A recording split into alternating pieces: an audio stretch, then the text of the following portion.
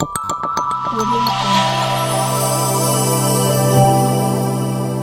Jungle. সুখবর সুখবর সুখবর ধুনুট উপজেলাবাসী এলাকার জন্য সুখবর। আমাদের অনেক দিনের প্রত্যাশা ছিল ধুনুট একটি ইসলামী হাসপাতাল আমাদের খুব প্রয়োজন।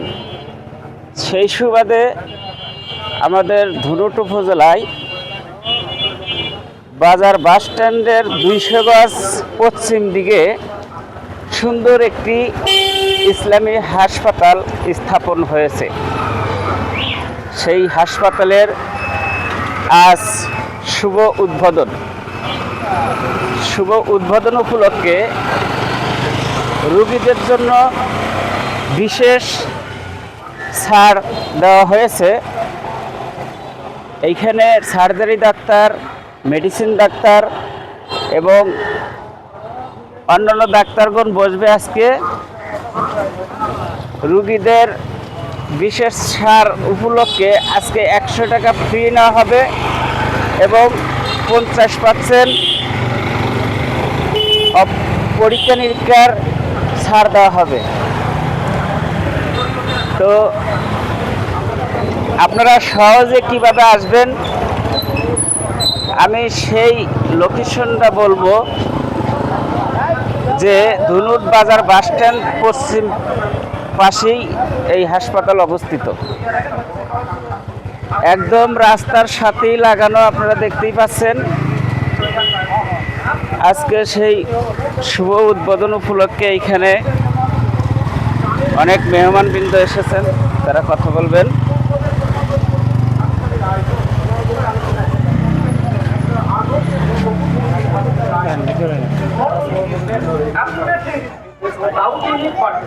Behind this business একটা aim and object আছে।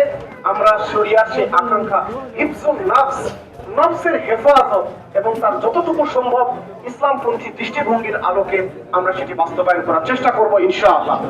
নাম্বার 2, আমি ইসলামী হসপিটাল কর্তৃপক্ষকে অনুরোধ করব এবং আপনাদের হাসপাতাল পক্ষ থেকে একটা নিশ্চয়তা দিতে পারি, আমাদের এখানে একটা সমস্যা ছিল, যে সমস্যাটা এখানে মহিলা ডাক্তার অপারেশন করতেন না, সিজার করতেন, সব পুরুষ ডাক্তার করেন। একটা কালচার শুরু হয়েছিল। আপনাদের বিজ্ঞাপনে আমরা বলেছি, আমরা একটা গ্যারান্টি আপনি দিচ্ছি যে আমরা মহিলাদের অপারেশন পুরুষ ডাক্তারদের করব না। আমরা এটা আমাদের সিদ্ধান্ত, এটা না হলে না হবে, করব না। আমরা আমাদের ব্যবসা না চললেও মহিলা ডাক্তার দ্বারাই সকল ব্যবসা করবো। সিজারটা করব, অন্য অপারেশন করব, পুরুষ ডাক্তারদের এটা করবো না, যেটা মৃত্যুর হাত থেকে বাঁচানো। ওসি সাহেব আছে, ডাক দেন, ওই যে বসান একটু, ওসি সাহেব। তো এই জন্য আপনাদের এই সহায়তা দিচ্ছি, এটা আমরা ইনশাল্লাহ করে ফেলবো, এটা গ্যারান্টি আছে। 24 ঘন্টা ইমার্জেন্সি সার্ভিস পাবেন। আমরা সার্বক্ষণিক 24 ঘন্টা আমাদের ডাক্তার থাকবে, MBBS ডাক্তার এবং মেডিকেল অ্যাসিস্ট্যান্ট, তারা থাকবে। ইমার্জেন্সি বিপদের মুহূর্তে আপনাদের সার্ভিস দেওয়ার জন্য চেষ্টা আমরা করবো ইনশাল্লাহ, এটা আমাদের আকাঙ্ক্ষা আছে। উন্নত মানের ডিজিটাল মেশিন আমাদের ভাই বলছে, প্রধান অতিথি মেশিন নিয়ে আসছি। এখন আর প্যাথোলজিতে কাউকে ওই ট্রেনিং লাগে না, সুইচ টেপার অভ্যাসটা লাগে। যদি সুইচ ঠিক মতো চাপ দিতে পারে পরীক্ষা রিপোর্টটা চলে আসবে। কাজেই আপনি বগুড়াতে যে পরীক্ষা যেটা করবেন, ভাইরা বলেছে ওই পপুলারে যাবেন, ইংলিশেতে যাবেন, ইনশাল্লাহ সেই রেজাল্ট এখানেও আসবে। আমরা খুব চেষ্টা করে আপনাদের জন্য সেই মেশিনগুলো নিয়ে আসছি।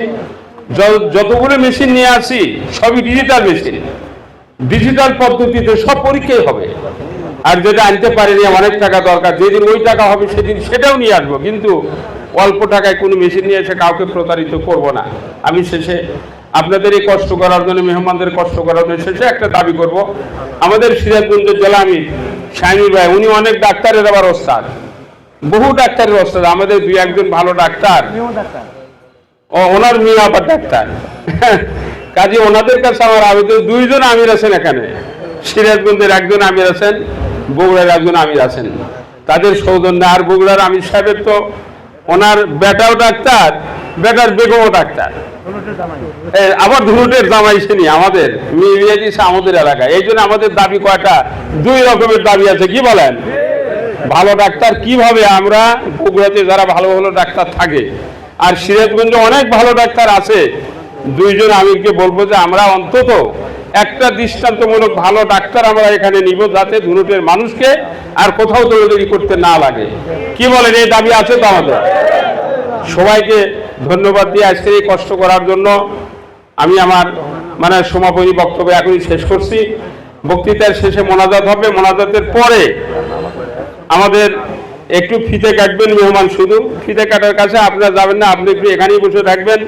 আমাদের দুইজন মেহমান আছে, তারপরে খাবারটা দেবো, ওনারা ফিতে কেটে একটু উদ্বোধন করে যাবেন। আমাদের গেটে ফিতে ধরে আছে, ওখানে যাবেন। তো এখন মোনাজাত করবেন, তার আগে আমাদের সুযোগ্য ওসি সাহেব আসছেন এখানে, অনেকে দাওয়াত দিয়েছিলাম, আসলে আমিও ভুলে গিয়েছিলাম, উনি শখ করে আসতেও চেয়েছিলেন, একটু আসতেও চেয়েছিল, কিন্তু আমি ওই ব্যস্ততার কারণে ভুলে গেছি। আর বৃষ্টির কারণে মাথাটা খারাপ হয়েছে, ফজরের পরই মাথাটা খারাপ হয়ে গেছে, যার ফলে অনেক কিছু ভুলে গেছি আমি।